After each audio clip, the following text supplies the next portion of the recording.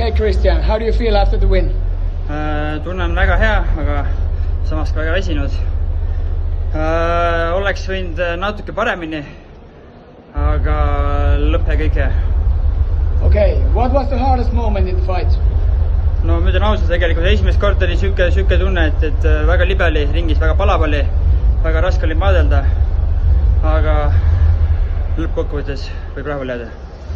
Okay, how does this prepare for you to fight in next Raju September? Eks ma näen oma neid auke, et maadlusüka kontroll on hea, aga on vaja ka väga palju tegelikult sükest strikingu poolt, põlvi, boksi, sellist osa. Okay, something for the fans. Ja, aitäh kõigile, kes toetajaid oli väga palju. Kindlasti vanematele vennad, naine, kes siin olid, sugulased, sõbrad, treenerid, erinevad spordiklubid, kus trennid on. Aitäh kõigile. Thank you, Christian. Ja, aitäh.